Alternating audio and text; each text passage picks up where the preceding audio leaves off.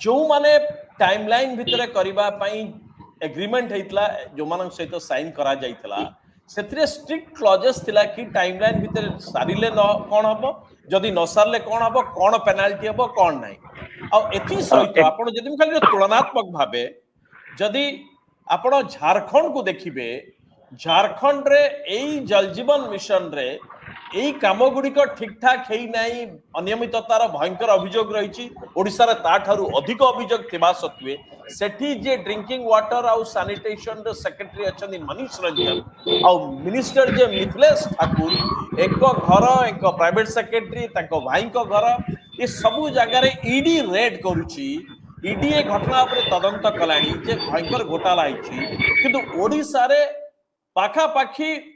95% project भितरे केलंकारी देखा जाउची एमाने केही ठीक ठाक काम करनांती निजे मंत्री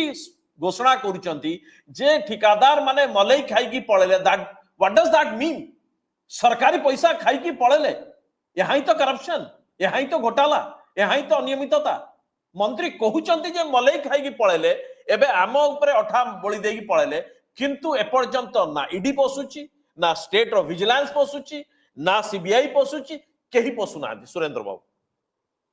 एक्जेक्टली जेतु सत्य बाबू आपण कहले जे 58टा प्रकल्प जोटा टाइमलाइन भितर सरीबा कथा जो एग्रीमेंट हिसाब रे जो डेडलाइन जायतला तो जेतु सरीनी तो एग्रीमेंट रे क्लियर कट मेंशन था है जे 3 वर्ष भितर से प्रकल्प काम सरीबा कथा तापरे से परवर्ती मुहूर्त एक्सटेंशन नहीं पारती तो गुड़ाए एमती प्रोजेक्ट अच्छी जोटा कि 2021-22 भितर सरीबा कथा तो वर्तमान सुधा से प्रकल्प गुड़िक संपूर्ण हो तो एक्जेक्टली जो कथाटा आप कहते ओडिशार दीटा स्कीम जो सेंट्रल स्कीम अच्छी गोटे हूँ जो प्रधानमंत्री खनिज क्षेत्र योजना जोटा को आम डीएमएफ कथा कहूँ डिस्ट्रिक्ट मिनरल फंड एवं जल जीवन मिशन ये दुईटा हूँ सेंट्रल स्पॉन्सर स्कीम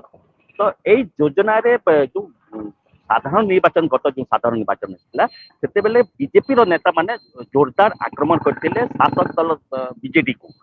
किंतु आम जो डीएमएफ कथा कहवा छत्तीसगढ़ में समान धरण डीएमएफ रे ईडी पशि सारी एवं जल जीवन मिशन रे झारखंड रे ईडी पशि सारी तो कहीं जेहेतु आम एथुर स्पष्ट जना पड़ी बीजेपी जो नेतृवृंद अच्छा कथनीय करनी भितर बहुत तफात रोचे कारण यहाँ 100 कि 200 कोटी टंकार काम नुह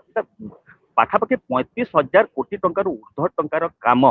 किंतु वर्तमान सुधा ना सेंट्रल एजेंसी जेहेतु सेंट्रल स्पॉन्सर स्कीम तो सीबीआई चाहिए से पशि पार इनक्वारी कर ईडी हेले जो केंद्रीय एजेंसी अच्छी ईडी हेले चाहिए से पशि पार तो गत काली जो विधानसभा जो मंत्री उत्तर देले तो उभय शासक दल नेता एवं विरोधी दल नेता से उद्वेग प्रकाश कर चिंता प्रकट कर सब बड़ कथा है जो वरिष्ठ बीजेडी नेता अच्छा पूर्वतन मंत्री केन्दुझर बद्री पात्र से गोटे क्लियर कट गोटे स्पष्ट करदे जेहेतु प्रोजेक्ट गुड़ाक डिले ही शासक दल निर्वाचन रे एते बड़ विपर्य होती अंपटे जो इराशीष आचार्य अच्छा भटली एमएलए टंकधर त्रिपाठी अन्य शासक दल नेता चिंता प्रकट कर तो वर्तमान देखा बाकी रहा जेहेतु बाहर ठिकादार को ओडिशा को किए आनीला जदि आम देखा किछि दिन पूर्वे सुप्रीम कोर्ट जेहेतु केस चली इलेक्टोरल बॉन्ड तो शासक बीजेडी दल तरफ जो कंपनी गुड़ाक बाहर कंपनी गुड़ाक अच्छे जमती कि मेगा इंजीनियरिंग कथा कहतु एलएनटी कथा कहतु बीजेडी पक्षर हेले कोटी कोटी टंका इलेक्टोरल बॉन्ड आकार हेले बीजेडी से फंडिंग पाइছে तो निश्चित भाव उभय बीजेपी हेले नहीं तो निश्चित भाव वर्तमान जेहेतु माइनिंग काम टा जेहेतु गोटे गोटे चर्चार परिसर भितर थिला एवं चिटफंड काम किंतु वर्तमान सुधा लोक माने तापरे निकि प्रतिवाद करूना लोकंकर मौलिक अधिकार जे जणे ग्रामांचल लोक मिनिमम 55 लिटर पानी पाइबा कथा एवं सहरांचल रे जो माने रहउचंती से माने 135 लिटर पाइबा कथा किंतु वर्तमान सुधा जो लोकंक भितर रोष बाहरिबा कथा से वर्तमान सुधा लोकंक भितर से रोष बाहरेनी इभेन जहाँ जना पड़े लोकंक पाखरे एक्जाक्ट तथ्य पहुंची पारुनी जेहेतु आम फैक्ट फाइंडिंग आपन सत्यपाठ 4 रे ही आम गत एप्रिल मे रे जोटा केंद्र मंत्री धर्मेंद्र प्रधान और पटोरी महता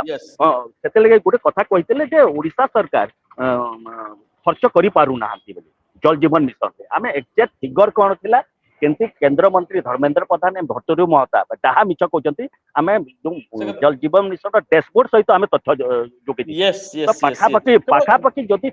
30,000 କୋଟି ଟଙ୍କା ଖର୍ଚ୍ଚ ହେଇସାରିଲାଣି କିନ୍ତୁ ପ୍ରକଳ୍ପ ଗୁଡିକ ଯଦି 158 ବର୍ତ୍ତମାନ ବି 191ଟା ପ୍ରୋଜେକ୍ଟ କମ୍ପ୍ଲିଟ ହେଇପାରିନି ତ କାହିଁକି ହେଇପାରିନି ତାର ହେଲେ ଗୋଟେ ତଦନ୍ତର ଆବଶ୍ୟକତା ରହୁଛି।